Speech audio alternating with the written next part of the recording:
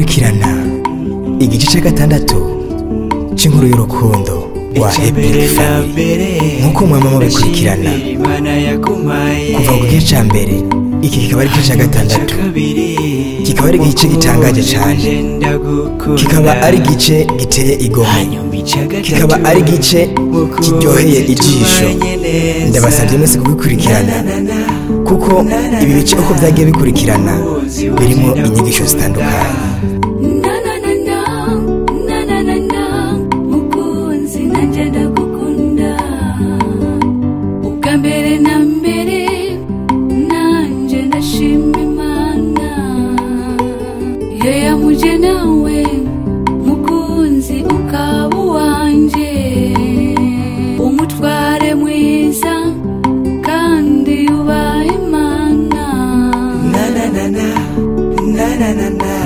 Mukunzi wanje ndagukunda. Mukunzi nanje ndagukunda. Mukunzi wanje ndagukunda. Mukunzi nanje ndagukunda. Ndashima cyane ukuntu nyakira iyo nari mu rugo. Mukunzi ndagukumbura. Mukunzi wanje ndakunda ukuntu unyitaho, umba hafi muri byinshi Imana iguhezagire. Reka dusabe Imana ibandanye kutuzigama, kuko hariho benshi batipfuza babana neza. Mana yacu, Mana yacu, urabana natwe. Mana yacu, Mana yacu, Mana urabana natwe. Mana yacu, Mana yacu, urabana natwe. Mana yacu, Mana yacu, Mana urabana natwe. Mana yacu, Mana yacu, Mana urabana natwe. Mwami Mana data uri mu ijuru, turasaba ingo zubatse uzikomeze, dusabira n'abatararonka abafasha babo ubabahe mu izina rya Yesu, kuko wahawe nawe urugo rubijuru rito. Amen. Imuhira hahigwa iyo hari amahoro. Nisobanone gamote. Ego numutekano tumeze neza, turashima Imana nkuko nawe bibona. Ego nkuko usanze twibere ngaha mu rugo nyene urabona. Urabizi. Okay, amaje nanje nkuko bisanzwe nagize igitekerezo ndavuga ati bana bantu no musi ntekereza kubasubura, sinzi ko bitababangamiye kuba nje ntabateguje canke ntanabatelefone. Oya nuzi ko ndo mu pro. Ubavuze mu pro n'umuntu abativuga mu mutwe, n'umuntu aba numya nawe urabyumva. Bohama mu bisanzwe hari ikintu nese kingenza kandi ikintu kinini cyane. Ego kubera ko je mu bisanzwe maze iminsi mbona ibintu bitandukanye, ibintu bijanye n'ukuntu urugo rwanyu mbona rumeze neza. Nkabona amavideo agenda cana katandukanye, amaudio atandukanye, n'inkuru zitandukanye. Abantu bakambwira ati iyi nkuru wowe yizi, iyi nkuru nkabaza inkuru imeze gute, nguca kuri YouTube waratanzwe, nkaja kuri YouTube nkabona inkuru ivuga ibindi, inkuru y'urukundo, inkuru ya mbere, inkuru ya kabiri. Hama ejo rero ndiko ndatembera nagira amahirwe yo kubabona ahantu. Aho hantu rero hatumye mvuga ati no munsi ntegereza kugira gute, ntegereza kuza kubasanga mu rugo basi munganiriza basi. Ego nagiye ahantu babona ahantu mutagase, umeze neza, muberewe, mbona nyine mwishimye. Ndavuga ati none bijya bintu bakoze umunsi mukuru ari babiri gusa ntibatumira n'abagenzi. Ndavuga ati uyu munsi ntegereza kugira gute, ntegereza kugera mu rugo ndababaze bambwira uko babigenza kugira ngo bijya bintu bigire gute bishoboke, kuko uravye ntabwo bikunda gushobokera abantu benshi. Nagira mu ncira gace mubwire n'inkuru ejo byari birori nyabaki, ibintu mama mukora sinzi mu dusobanurira mwamukoze. Murakoze cyane. Rero icambere no kubwira burya urugo akenshi baravuga ko urugo ari ijuru rito. Twebwe turagiye hamwe turiyumvira na madame wanje turavuga ati none ko batwigishije ibyo kubaka twaba twaramaze kubaka ugwacu ni icyahe ikintu none cyotuma tutiyugara ngo tumere nk'uko umenga urugo n'ikintu kumenga n'ikintu nagasho tugiye kwiboha nk'uko umenga nk'uko abantu benshi babizi bama banambaza babonye udufoto geno ati none wewe kumenga n'ubu uracara umusore bandanye umenga uriryohera. Rero namani cyane basobanura ati rero urugo si kwiyugara ngo wumve kumenga ngo ugiye kwiremeka imitwaro hoya nk'uko twe tubigenza nk'uko bitubagije ibanga twaba dukoresha nk'abanga ahubwo ikintu cya mbere nababwira ibanga ariko twe dukoresha ni Imana ni muri Yesu. Ikintu cya mbere mu rugo no gusenga cyane. Hari akabazo gatoyi kabaye menya ko ari umugwanizi menya ko ari satani genda upfukana mu cyumba cyawe n'umudamu wawe musenge mubonye bidashobotse mufate n'akanya ko kwisonzesha mu bisengere rwose mu bihe umwanya mu byereka Imana ko nta kindi kintu gituma urugo rwubakwa neza rukaba ari ijuru rito atari ugusenga cyane. None kura ko je ndazi bijya bintu doke nibwo ntahari bwigire ndabasanga nk'ahantu ko bitera ariko abandi bambarira ko mukunda kuba mu bintu bikora gutembera ahantu hatandukanye mukiryohera mukagira gute. None n'ibintu n'ubundi niba ntabitahura neza kuko ndabiravye ubwo narimenye hari abantu mu Burundi usanga bamenyereye cyane ndakunda kubona ku bantu bazungu yego no mu Burundi barashobora kugira ariko doke ntabwo musamenyereye cyane. None mubikora gute mubikora Imana danke navyumvise ko ari Imana. None murabipanga mukavuga ati rero uyu munsi tuzobikora cyangwa tuzogira ko hano bye nabonye ejo reka ndakwishure naguciye mu cuvuga kandi ndakwishure na madame nawe araza kunganira icyo nashaka kuvuga mu bijyanye n'ubwo rwacu nkuko nabikubwiye twe ntitwiyugara. Ikintu cya mbere turuguruka kuko iyo twugurutse bituma dushobora kuba twabana n'abantu neza yaba ari umuntu atwanka cyangwa dukunda tukamenya ko dushobora kubana nawe kugira tubandanye tukweye mu bana mwiza kuko nkuko Imana rukundo rwa Yesu Kristo rutugobera bimiriza gukundana n'abantu bose. Icyo ni ikintu cya mbere kiri mu rugo rwacu. Mu cyakabiri ntibiba byoroshe kuko burya satani ntanezerezwa nuko abona abantu babanye neza n'intambara twagiye turwana nazo zo gusenga cyane Imana yinjiye gutuma nakakanibona ko bigenda neza. Rero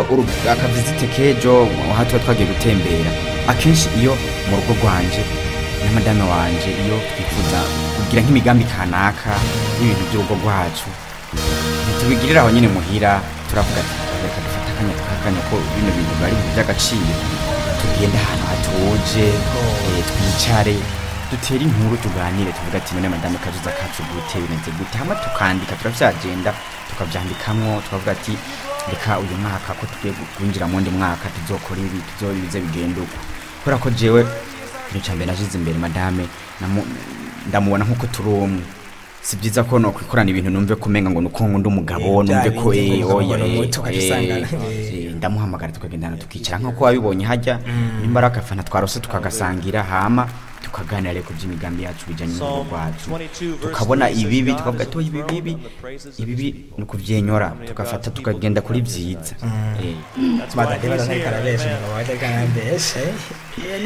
kandi buriya nyine ntamuciriyemo burya mu rugo ni ishuri tubyitwa ishuri rikomeye mugabo ntabwo ari ishuri rikomeye bivanye n'ukuntu umuntu ashobora kugorora ubwenge bwiwe. Aba bagabo bacu abatware bacu turabazi ikintu cya mbere barakenera kubaha ndibaza atari umuntu nyine bamwe usanga bigora si ikintu umuntu yoba akugobeye n'ikintu usanga kikuri mu maraso si umuntu akugobereza mu gihe umwubashe nawe ntazoreka kugira agaciro. Rero abadamu benshi ingo zacu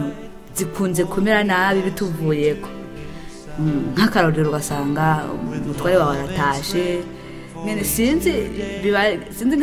nk'abantu babona ko ari ibintu bigezweho ari byo mu gisagara nk'ibyo asumye bisumwa uri nko muri saro uri kuri telefone arinjira uramubona kugira ngo uhaguruke ujye kumwakira usanga ni umutwaro umuhekeya nyine umutware arataje. Rero benshi ingo nyinshi zikunze kumera nabi bivuye kuri twebwe abadamu. Rero nk'abadamu bagenzi icyo nobahanura nyene urugo bavuga ngo ni umugabo mugabo ahanini rukozwe mu mudani kuko ibintu byose biba biri yaba mu rugo dufite nk'ibibondo byose biba biri birakurikiranwa n'umudamu bipfira mu rugo mu gihe rero urugo ari wowe ubwiciye urumva nyene ubwisango rija yayo n'akarorero hari abantu benshi usanga iyo hageze gutaha mu rugo yumva umenga ni umutwaro yumva umenga nyene kuba ntaje umenga ni kwigumira mu bagenzi umenga mu rugo nta mugenzi afise bwatwo urugo rwacu nyene mba numva nyene nkumbuye muhira kubera ko bavuga ati ndafise umugenzi wanje madamu wanje kandi n'ikindi nyene nokongera kuvuga byose biri mu Mana ntakidashoboka Imana imbere mu gihe nyene habaye nk'aka gorane kanaka twebwe abadamu dukwiye kuba abantu dukwiye kuba bambabazi benshi bakunda kubyita ngo ni bambabazi umugabo yabageze nk'agakosa kanaka oya ntabwo ni mbabazi kubwabo abadamu benshi tuba dukwiye kuba bambabazi nk'uko byanditswe mu ijambo ry'Imana mu gihe nk'umuntu mwashavuraniye cyangwa mwashwanye ntirirengukiraze umva abadamu dukwiye kuba abantu bishavu ryazo rije mu munota uwo muntu cyangwa utarahera rikaba nyene ryahera mu majambo make urugo rwanyu rero muvuga ko rubeshejeho n'isengesho ariko no gusenga byose mu Mana nta kidashoboka rero twebwe kuba wabumva tubikora ntitubikora kubera ko kuba ari kwiratisha kwiyemera oya tubikora kugira bishobora kuba byobera karole kuko abandi kuko iyo ushitse mu rugo ugasanga ushitse mu rugo utarugwiteze kuko benshi baja kubaka kugira babe mu rugo gwiza umunezero ikiniki mugaya rushikama akabona ni gwa rundi umugabo arakubita iki akubonanye n'ahandi hantu ugakubita ibyo rero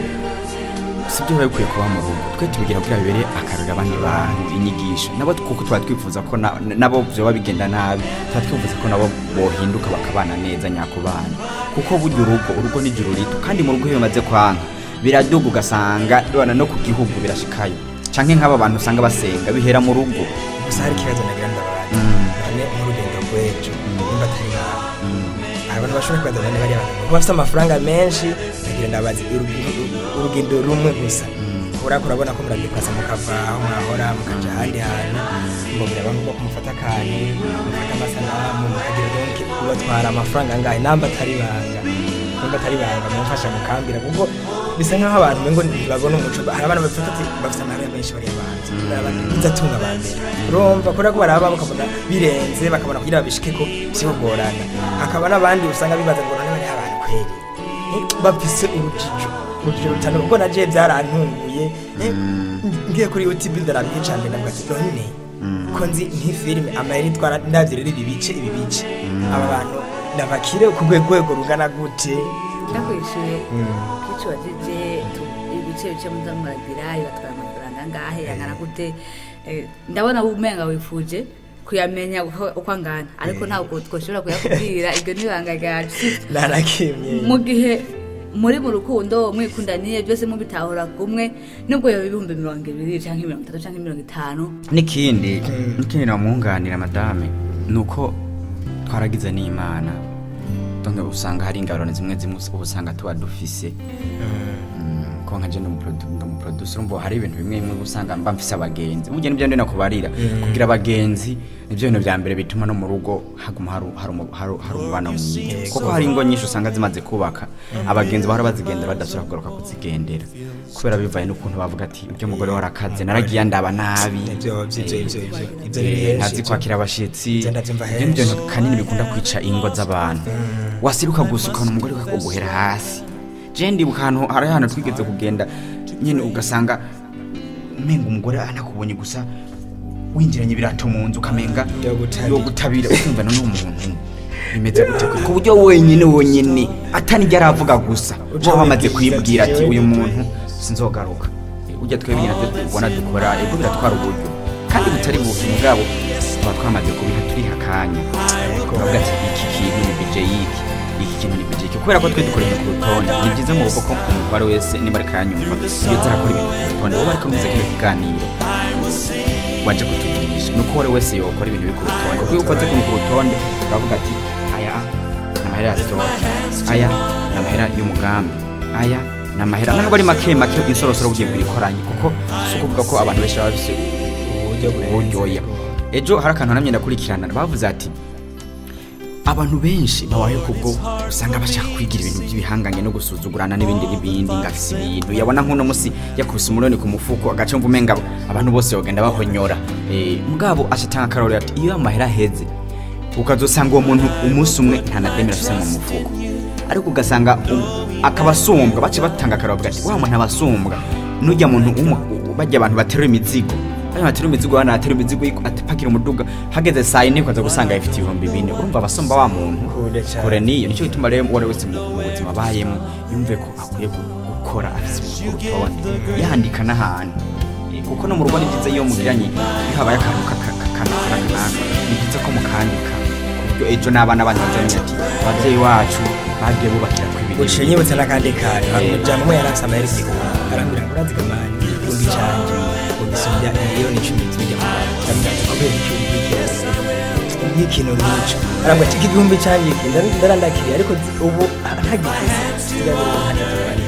numva nyine arambariye ikintu kumva ko igihumbi cyanje ciwawe wowe nyiraco bisumba amamiliyari yanaka y'abandi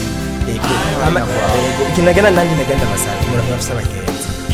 nagenda amasaha umunsi mwiza wo kugira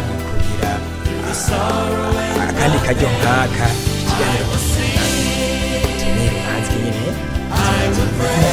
nyine n'abagenzi biba biryoshye cyane nyine berekana natwe abagenzi kugira ngo babone ko n'abagenzi nyine bahari neza cyane kandi byishimira cyane